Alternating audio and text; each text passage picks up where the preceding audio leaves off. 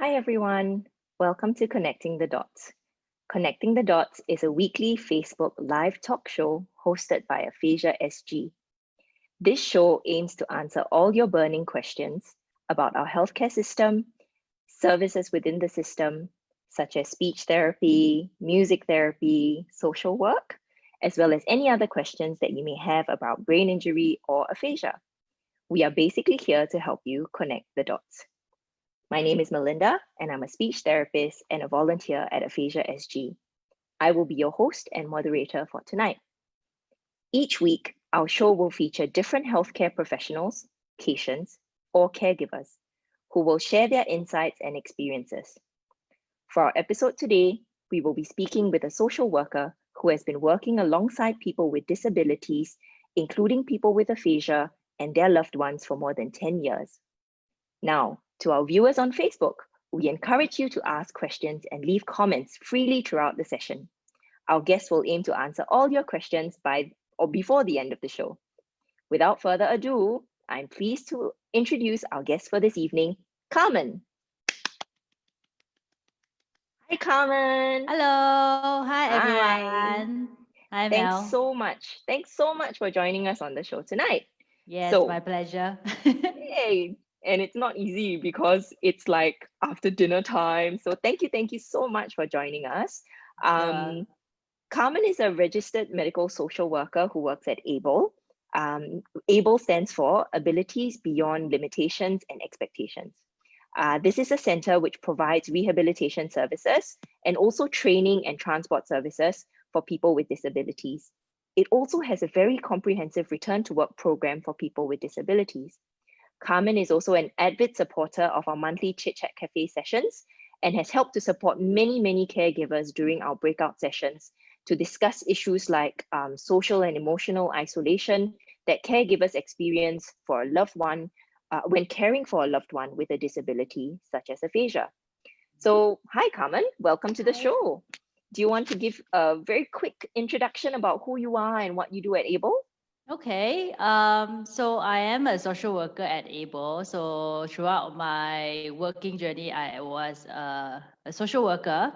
So in ABLE, my role is really to support the family and also the client in terms of actually in terms of the financial help or like their transition after having the acquired disability.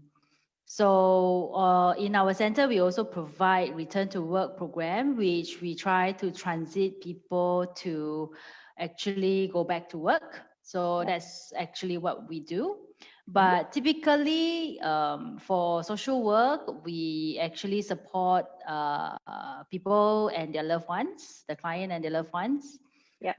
Sometimes, actually, if they are very new in the all these services in Singapore. So my role is actually to link them up with the community resources. Yeah. Sometimes we will also need to case manage, which means sometimes they may be quite complicated issues that needs to resolve. Mhm. So we will need to kind of support the family as a whole. Yeah. Of course, there will be crisis happen. Hence, my role is also to provide some risk assessment lah, so that to do the necessary protections for the client or the vulnerable ones. Yeah, so Mm. that's the gist of what a social worker does.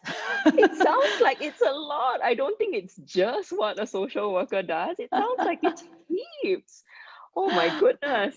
So I mean, given Yep. that you do so many things, would you be able to describe what a typical day looks like to you? Like what do you do on a typical day? Yeah. What I think there is not there's no typical day for me. I would see it like sometimes I'll have to say that social workers are like cover mountain, cover sea, which means like 包刷包海 lah. Yeah. So so there will be a times where I will need to do so-called like screen check and for admission. There will be times that maybe I need to quickly problem solve for certain issues.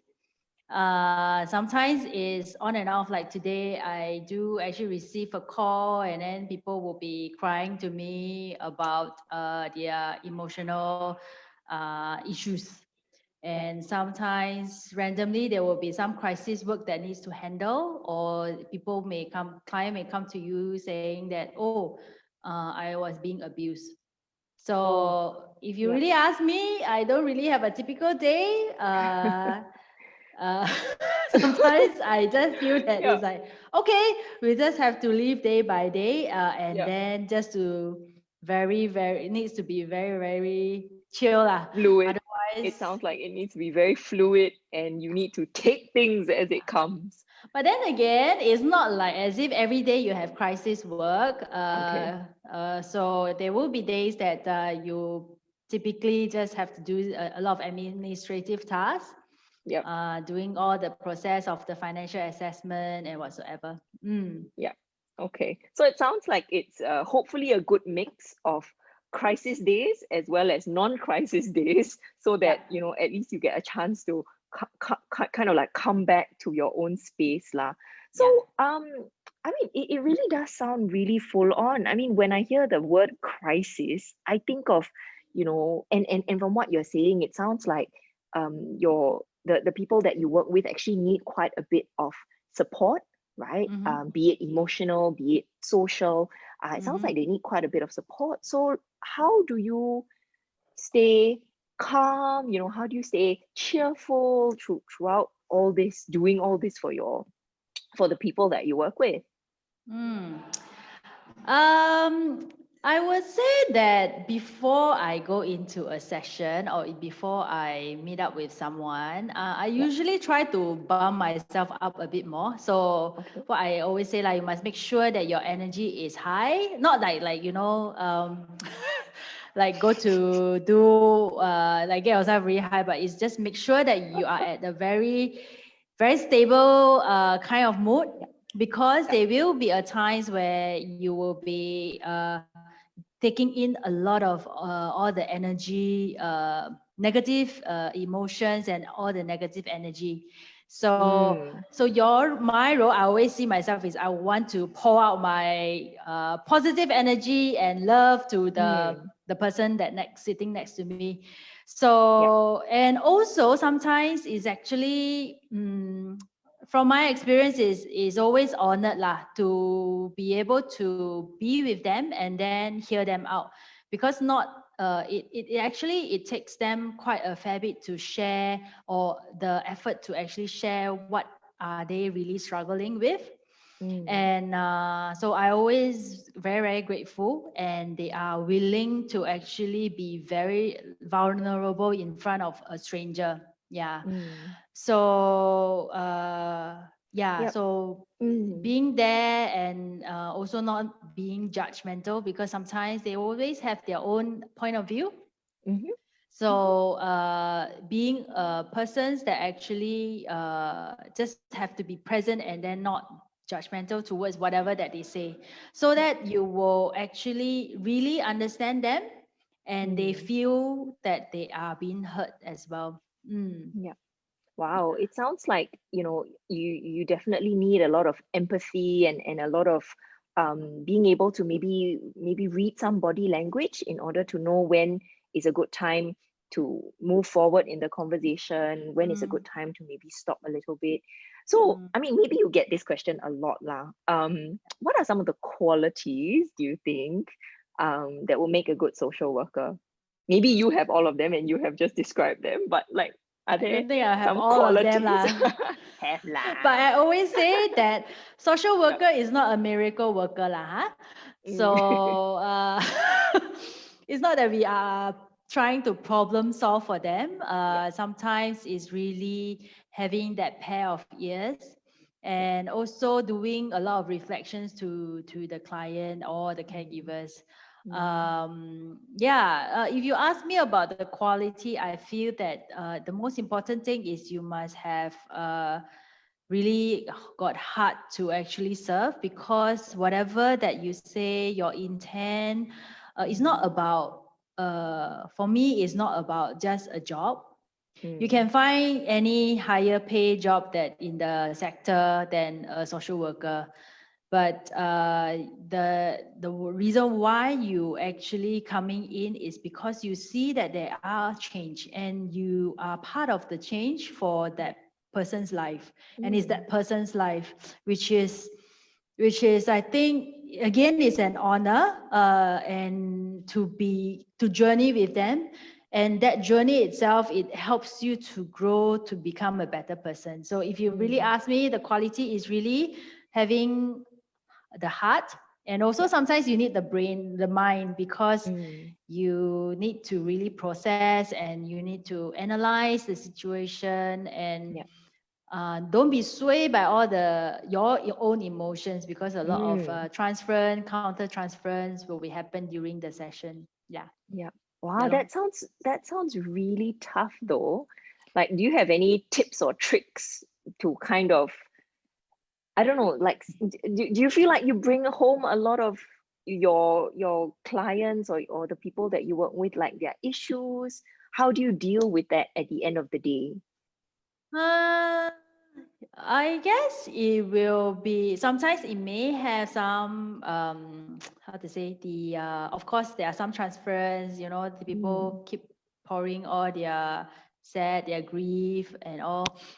But I would want to see in a very positive way.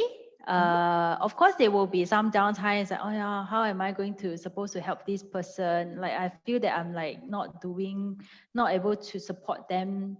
You will have that kind of stage, and sometimes you also think that, what am I doing here?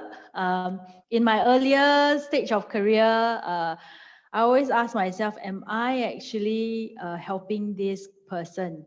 And then I was starting to doubt about my professions and all.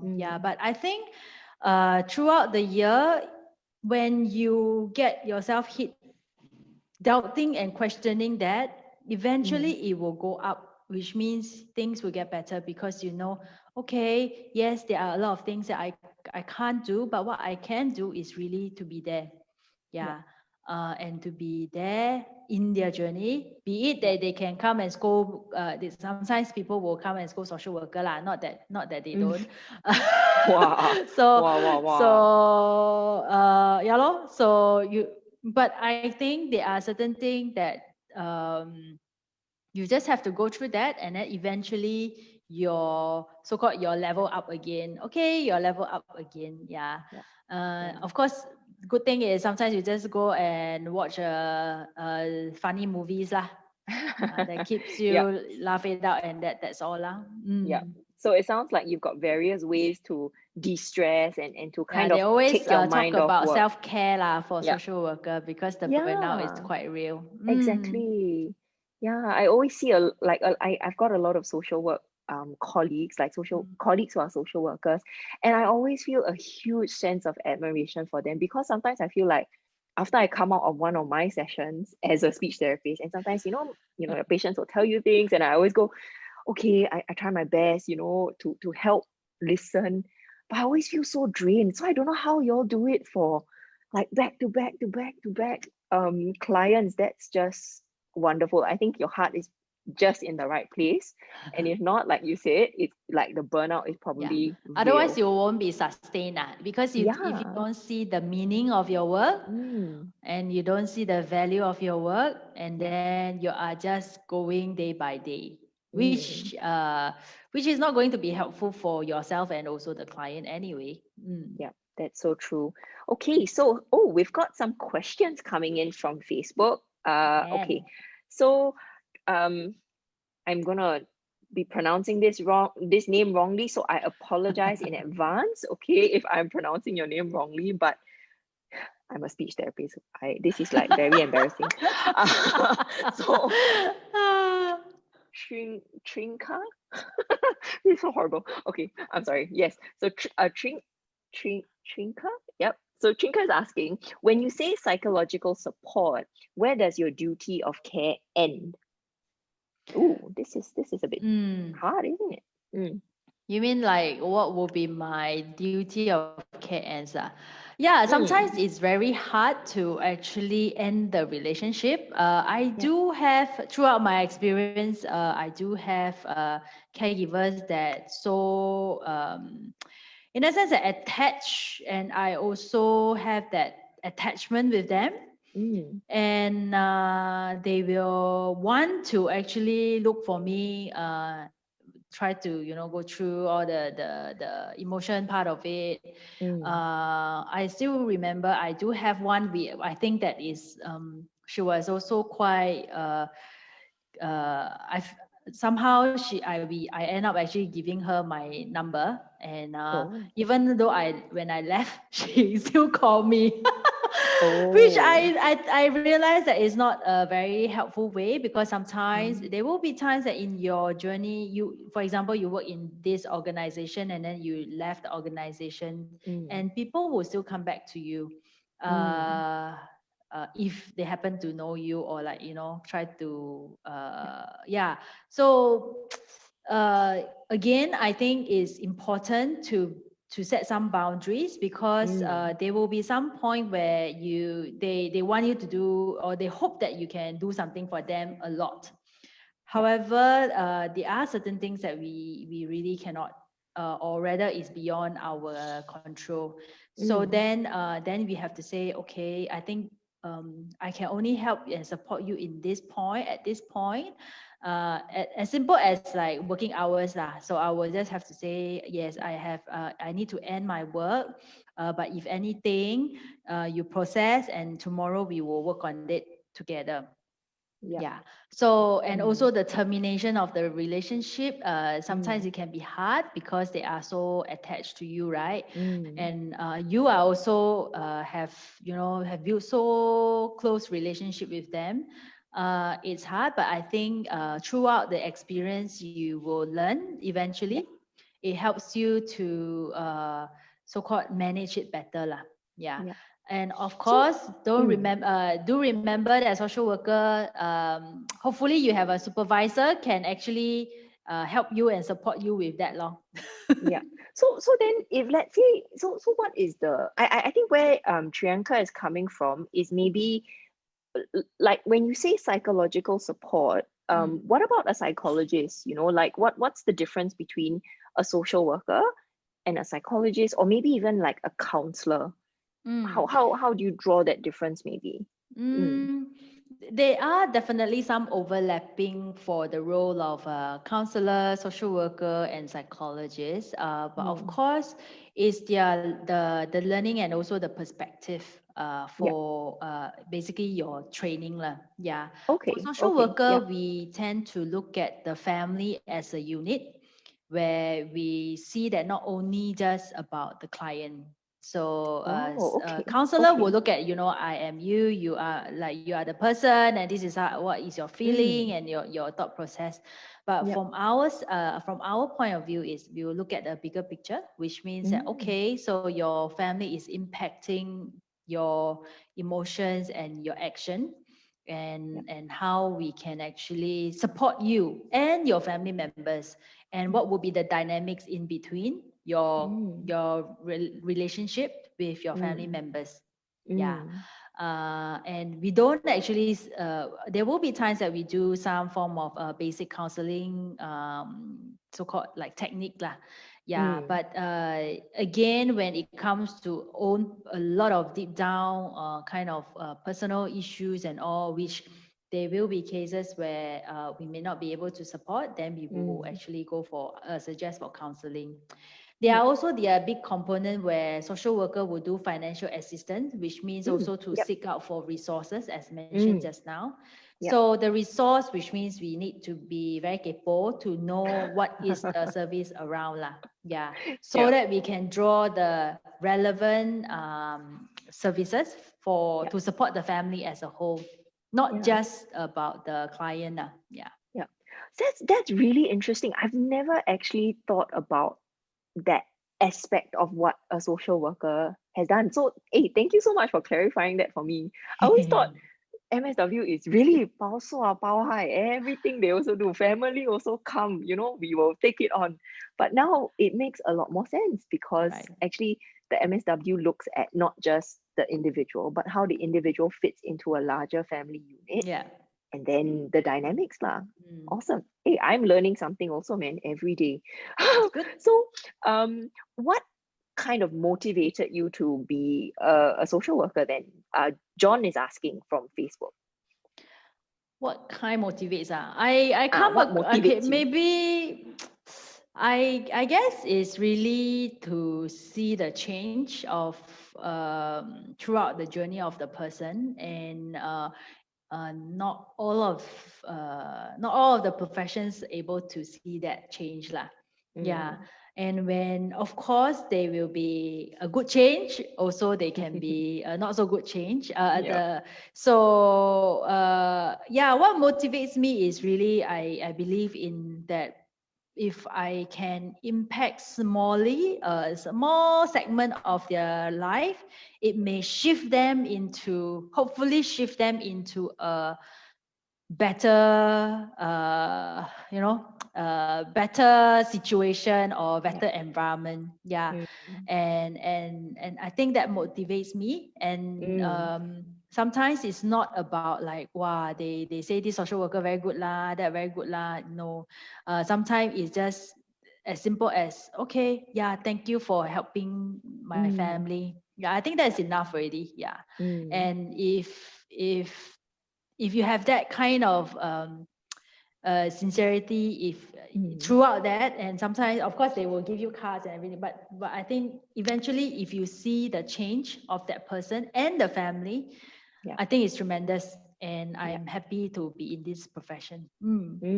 So that sounds like that is the thing that keeps you going, and you've been a social worker for 10 and it's years very now. excited because you get to see very interesting I would say that every stories it's just like you are reading storybooks, right? And then different family have different stories. I can use drama because, of course, there are good stories and also good stories. So through stories, you also reflect. And through reflections, you also appreciate more, of what you have. So it's something that is a bit is more intangible for me lah. Yes. Okay. So would you say that is the thing that started you on this journey as well? Like this want to see a change in someone, this want to be able to be part of someone's journey in making a difference. Do you think that is what started your social work journey as well? My journey is a bit different. In fact, I study my psychology. I have a degree in psych to begin with, and then subsequently I happened to bound into work as a social worker instead of a psychologist lah. And then in the end, when I started off with social work, I realized that, this is such an interesting job. And then it just continue. And then eventually I wanted to become a psychologist. My goal, first of all, is to become a psychologist lah. But after that, I say, okay lah, never mind. I think this job is much more interesting and challenging in that sense. Doesn't mean that psychologist is not. Definitely they have their challenging part. But I think it fits me better because of my character and my personality and all. So then I go and study my postgrad dip in social work. Okay. So I mean, it's interesting, the path that you have chosen. So I don't know whether a lot of people would have made the same decision, but I must say this is the right decision for you because it seems like you are enjoying your work and you are enjoying the interactions with all your clients. I mean, if that's how things have happened, then that's good, isn't it? So sometimes if you keep thinking about, this is the path, I should go this, I should go that, but sometimes it just leads you to different pathway. So and wow, what a good fit. So but I want to ask you, right? For more than 10 years and with all the people that you have helped, I'm sure it's a good fit.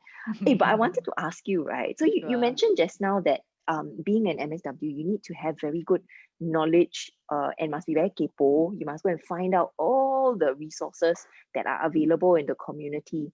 So, but I mean, to me, when I listen up to, you know, all the government, don't even know what to call them, all the things that the government give, you know, all the funds here, the support there, the centers here and there.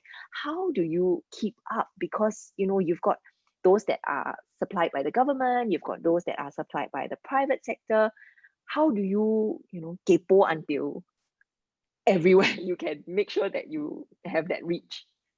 Of course, there is a standard way, you know, the standard resources or like a link that you may be able to source out information. But I can't say that I know everything, definitely, because different sector, the things that they are looking at is also very different. Yeah. Okay. So from my journey or from my experience itself, is like you just have to be very thick-skinned, because you need to remember, if you don't actually try your best to source out informations for the or like source out resources for the family, it can be just like, you know, they may struggle. Yeah. Yes. So that also motivates me to be very capable. So I will be a person that will, oh, okay, I hear this something, some organization, and then what are they doing? Actually, I will be very curious to go and ask a bit more. Sometimes if I need these kind of resources, Google is my best friend. And then I will start doing calls, and then making calls, making inquiries. If email cannot call, if cannot, then I will also tap on my own friends who are social workers, because they are at different field. Then I will feedback. Okay. I'll ask them, oh, how can I go about doing or inquire about this information? Yeah. So you've got like formal networks, and then you've got informal ones. networks with your friends and colleagues. And it sounds like Google is Uncle Google who can answer all our questions. No, Okay. Google just give you a glimpse, but then you need to go deep inside. Yeah. Okay. So you still need to go and dig, even though Google gives you, you know, some good information. Yeah. And also you need to verify, because not all are actually accurate information. Oh no, the fake news. Yeah. Okay. So we've got another question from our Facebook viewers. Sure. So this question is asking, how do you perform your role as a social worker when working with clients with aphasia? Because these clients have difficulties expressing themselves, do you work alongside speech therapists? I am thankful. I'm very thankful that my dear speech therapy have given me like a 101 kind of a sharing and a training. So that was actually very helpful. But even if you are not like kind of, not saying that you are trained, there are a lot of things that you can actually in that sense that apply, and it is not like you need to go through the training before you can actually do that lah. Yeah. So through my experience with people with aphasia, these are the things that I usually would do. So first of all, I will tend to give them plenty of time. So I will plan longer sessions with them. Which means that my time, for example, I have a meeting with them, I'll make sure maybe at least the typical half an hour conversations with the person, I will set like at least 1 hour with them. Yeah. So that they are comfortable, and they are given that time to actually, and time and space to write or express themselves. Yeah. And of course, the other thing that you can do is really use a lot of visual cues.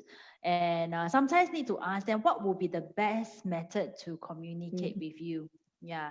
Sometimes they can go by visual. Sometimes they go by written, write, and all. Sometimes you just need to, do a lot of sign language or pointing. Yeah. Or ask them to Google for you. Yeah. then what they're trying to say. So that's also quite interesting. And also really understand their limitations, because sometimes people with aphasia, they have different in that sense that the deficits lah, but really try to tap on their strength, yeah, Yeah. so that you can actually understand, and they will feel that they are also understood, being Yes. understood lah. For Yeah, sure. yeah. And Yeah. also, if be patient and repeat your questions, and don't put it a very long kind of questions, just very short and sweet. What is your questions? I think Yeah. that works for me a lot. Great. And yeah, I think Mel will have can add in more as a ST. No. I was gonna say you attended supported conversations and you passed with flying colors. All the strategies are Yeah, there. I must So thank my wonderful. speech therapist. Yeah, wonderful. So I mean, it sounds like you're very in tune, right, with sort of people with who have aphasia and the difficulties that they face. So I think it's great that you get to use the strategies that you have learned Yes, in the session lah. Yeah. Okay, good. definitely. Okay, so we've got another question from Kimberly this time. She is asking, what is the process like once you have received a case? And What I is think the process? what's the process like when you receive a referral? You mean at Able, is it? Mm, I would just assume that at my current workplace lah, because mm, again, different agencies, their process are very different. mhm. Yeah. So yeah, so I can only share as per what I am working now. Mhm, So when we have the receive a referral, we usually do a phone screen. So I will do the phone screen for that particular application. mhm, And then a lot of coordination work, because I need to understand what will be their limitations, what are their challenges, and to suss out what are their needs. yeah. And through that phone conversations, then we will kind of schedule in for an initial assessment. Mm. Yeah, and then the assessment itself is to also establish whether they really require our service lah. Yeah, and Oh, through the, because sometimes they come in, they may not need our service, or they okay. may Okay. be benefit from other services instead. So our role Mm, is really to actually getting making sure that the is a fit of the yep. service, because Yep. there's no point for you to just enroll the person and then after that you don't know what to do with them, or you can't support Yeah. them, right? Yeah. Fair. Yeah.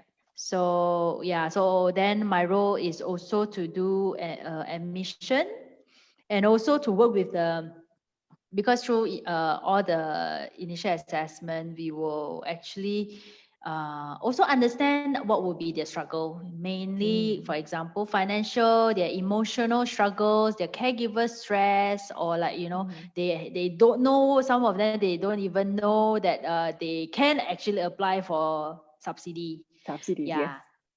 Yep. So my role as a social worker is to again connecting the resources, or actually educate them. Okay, you can actually do this, or there are Mm, certain services or resources that you can tap on at this point.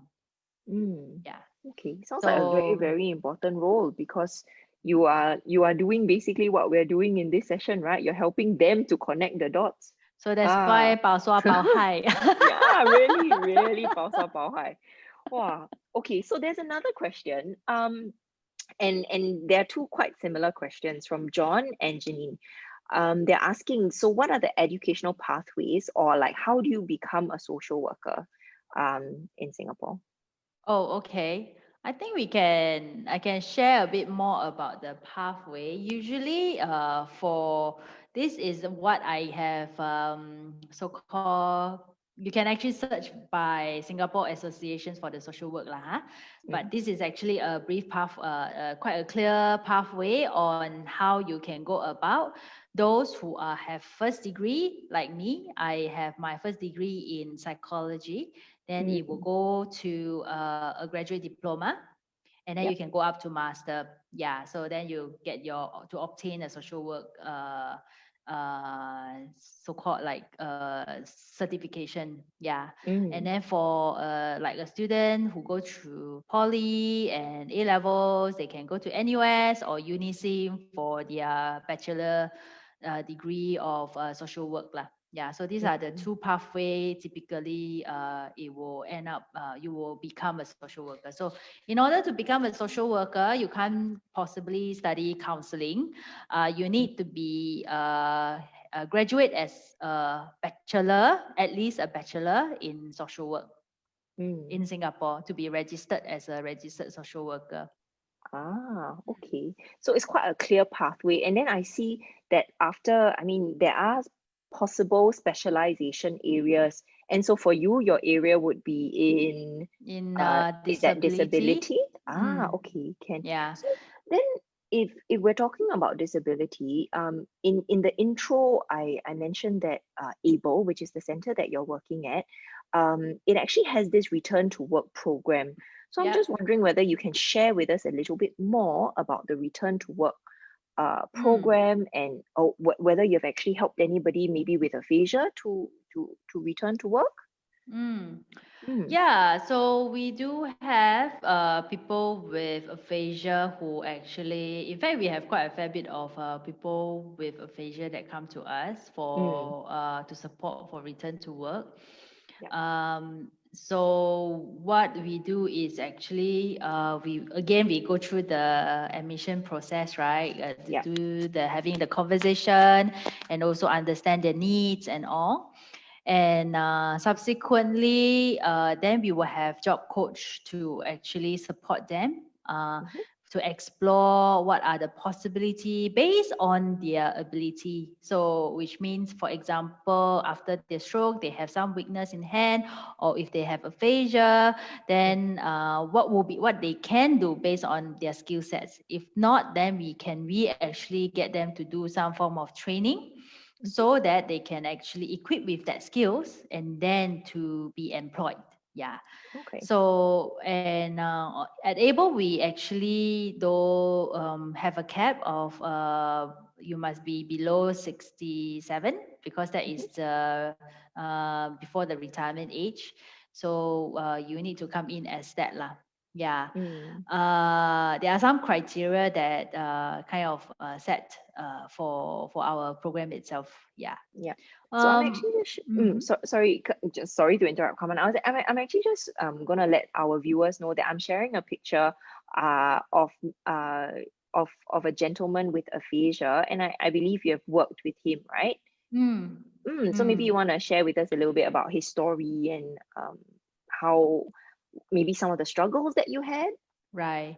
Mm. I guess through this experience with working with him, he was actually a crane driver, and with his stroke, he has aphasia, and he is very gung ho, I would say. Yeah, even though he has limited education, but he's very motivated to go back to crane driving. But the issue is post stroke 1 year, usually you are not allowed to actually drive for commercial Mm. driving.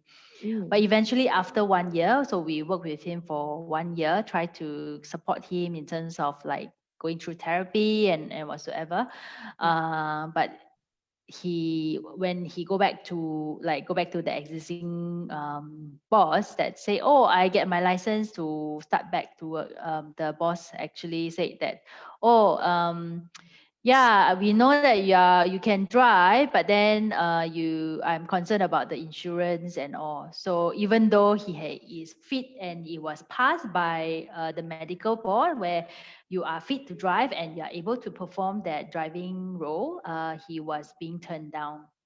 The other challenges that Ah, oh. we have encountered is also he has limited support with the family members. Mm. So and also a lot of financial issues because he used to be the sole breadwinner in the family. Yeah. Mm. So yeah, I mean working with him, I would say that at the beginning is challenging. Mm. Definitely challenging because he feels that yeah, there's a lot of things that he no longer able to do, which he Mm. enjoyed the most. Yeah. Mm. Yeah. So that again is really building the relationship with the client, right? Then Mm. having that, I think, as much as I say, social worker is not a miracle worker. So there are still a lot of things that it wasn't resolved. For example, his so-called like what he call insurance and all. But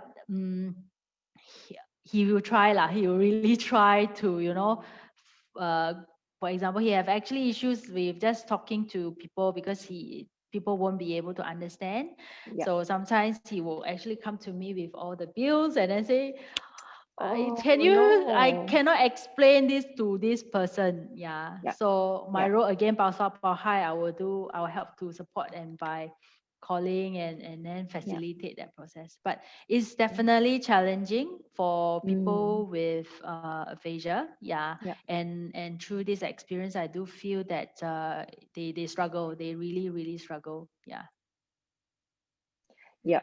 So I mean, it really sounds like your role is not just, with supporting him, but it's also helping to build the links, right, between him and his employer, him and other parties that would have difficulties understanding him. Mm, Yeah. So that's mm. really, really that's sorry, got a It's all little right. person disturbing. So cute. Yeah. So okay, Ken, let's get back to let's get back to the program. Yeah, so thanks so much for sharing, because I think it's probably, and I'm sure that he's probably not the only one Yes, that you have helped, definitely not. yeah, Mm. in the return to work program. So that's really good work that you're doing. No, it's a Okay, so teamwork actually, if you ask me. I'm not the only one that actually contribute and supporting it's a team. And mm, I think having a good team is very important. yeah, for sure. And Mm. and I'm sure you're surrounded by a very, very good team at Able. Okay. So okay, we've got I hope they listen to this sharing today. tell them to listen. Yeah. Okay. So just a quick time check. We've got about 10 more minutes for the show. So if you've got Sure. any more questions, to our viewers on Facebook, if you've got any more questions, please feel free to type it up in the chat, and then so that we can so that we can answer your questions before the show ends. Okay, so we've got another question coming up here from Mm. Facebook. Could you please share what are the safeguards that future clinician that some safeguards so wait, let me just read this first. Okay, so do you think you could share some safeguards that future clinicians can put in place to reduce the counter transference that you have shared earlier, because it doesn't sound like it's going to be very helpful in the client clinician relationship. Yeah. Mm. Again, I don't see that it will work for everyone, because every person have different style, and every client, I always say that is also very different. Even Mm, though we can kind of like say, oh, okay, I think this client may have similar to the other client that you have. mm, Sometimes it can surprise you a lot. In terms of the counter transfer, sometimes I do feel that it's at certain point it's okay to have that kind of transference, mm, but it's really for you to be very aware about, oh, it's coming. Yeah, having that awareness, right, will help you in terms of getting yourself a bit more aware, and through that awareness itself, you'll be able to manage it and also manage the client. Yeah. Mm. oh, sorry, I muted myself. Okay, so what you're saying is there are certain strategies that you would use, but because every individual or every client is that different, so Different. it's a little bit hard to actually give tips Mm. on how you can sort of reduce that kind of counter Yeah, transference now. there's Okay. always no right formula lah. You just need to go through that. That as my sensei is, you just have to go through that, and then from there you learn. From the Yeah, learning, then you don't drown yourself, and then actually yeah, go back again. yeah, yeah. Okay, great. Okay, good. So so keep those questions coming in. I think we've got a couple more minutes. So if you've got fast fingers, you can type it in. But if not, I would just like to share a little bit about Carmen's experience, or well, not I would like to share, but I mean, maybe Carmen can share a little bit about her experience with Chit Chat Cafe, because she very, very generously supports us with her time and with her expertise. And she supports our caregivers as well. So maybe Carmen, you can tell us a little bit about your volunteering experience. Yeah. So through I become a volunteer after my full-time work lah. So people will ask, why are you doing this to yourself? It's So I like work volunteer on top at of work. Aphasia SG and Chit Chat Cafe. So what we do is we will actually, because there will be a segment where the client will have what we call supportive conversations, right? So with the therapist, and I will be the one that actually like a pull out segment lah for the caregiver. So we will actually conduct some sharing, and like sometimes we will talk about different topics to actually support the caregiver, because it's more towards the psychoeducation part. Yeah. There will be different topics during for each chit chat, and then it's also led by a group of social workers lah. Yeah. Yeah, and sometimes you just want to have fun and just do some meditation. Like, sometimes they just need that kind of space to relax themselves. So this is how I actually kind of like involved in Aphasia SG. Yeah. I think you downplay your involvement too much, because I know you have come up with long lists of topics, that you can actually discuss in the sessions. And from the looks of it, you're actually reaching out to a lot of caregivers at one time. So maybe you'd like to share with us, like what are some of the topics you think are important, to discuss with caregivers?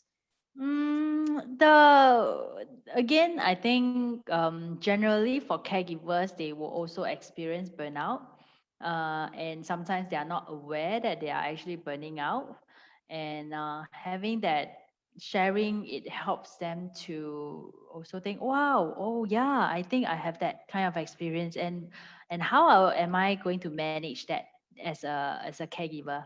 Yeah. Yeah. So So burnout is one. Yeah. yeah, and then of course sometimes again, they may not be aware about things like advanced care planning, Mhm. or some other topics that may need can actually support them, or some pre-planned kind of like, for example, writing bills and all, right? So that helps in terms of giving them some informations lah. Yeah. Yeah.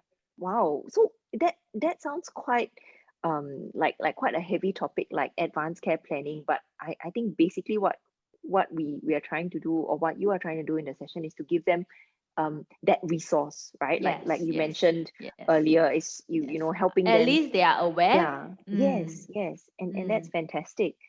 Okay, great. So just a little plug, if you don't mind. I do a little sure. plug for Chit Chat Cafe, and for Yes. volunteers who are Please interested. volunteer. It's so fun. Yay! Yeah, so for all of you who are interested in volunteering for Aphasia SG, or specifically for Chit Chat Cafe, there is a link where you can sign up, or if it's difficult for the link, then you can always take a photo of the QR code, and it will lead you there as well. Yeah. Okay, so great. So any more questions from Facebook? Let's just see whether there are any more questions that are coming up. Okay. All right. Thank you so much, Carmen. We have come to the end of the show. Okay, so we have come to the end of the show today. Thank you all so much for your questions. And I just want to remind everybody that we've got another session coming up next week. Sorry, technical difficulties. Let me just put that up. Yes, so we've got Oh no, it says failed. Just 1 second. Sorry. So yes, if you are interested to actually volunteer, I think you can reach out to all the Aphasia group, and they are actually very professional and fun group to work with. Yeah. Oh, So okay. So, sorry, one last question. I think this person must have been typing furiously. Okay, so we get to this one last question. Okay, sorry, Carmen. yeah. And ironically, this is about work-life balance. We are keeping you back, but okay, to answer a question about work-life balance. So, So I must have my wine later. yes, for sure. So, given the amount of work and volunteering that you do, what do you put in place in your week to ensure that you've got good work-life balance? So again, your self-care is important. So sometimes I have family also, so I have kids and all. So you just have to be sure that sometimes you just have to be finish work on time. Yes. And then without really thinking too much, because sometimes work is work, right? You can't actually finish all. Mm, So that's the way like how burnout that happens, because it will just subtly come in. Oh my God, you work until 10. Yeah. So yeah. so get yourself very excited, because it always excites me to actually talk to people, and then of course after talking too much with people, that you get tired, so you need to know what is your limit like, Mm, and at the same time balance yourself with doing things that you like. yep. For me, sometimes I will just make sure that I will have time for my me time, or like just read books that I like to. Yeah. Yep. Wow. So it sounds like setting clear work life, like setting clear boundaries, for when work ends and, Mm. when me or family time actually starts, Yes. and then doing things that you enjoy to prevent burnout. Yep. Yeah. So those are actually really, really great tips. And having And playing with your kids is one of the fun thing, you see. Yeah. playing with kids while volunteering Yes, it's so fun. is one I bring thing. my kids together also. So sometimes I bring my son over. Oh, okay, he will run around while I'm volunteering lah. Wow. Okay, so I must take your lead and just embrace. Okay, so Carmen, thank you so much. We have actually come to the end of our show today. Sure. And thank you to our viewers for all your time listening and posing all these wonderful questions for Carmen. So just remember to tune in There's some next week. technical error. I think okay. I think okay. Yeah, we're looking at the poster for next week. So we've got a session next week, and we're going to feature some of our caregivers, for people with aphasia, and they're going to talk about their caregiver journey. So tune in next week, and we hope to see you soon. Bye. Thanks, Carmen. Hope you have a good rest.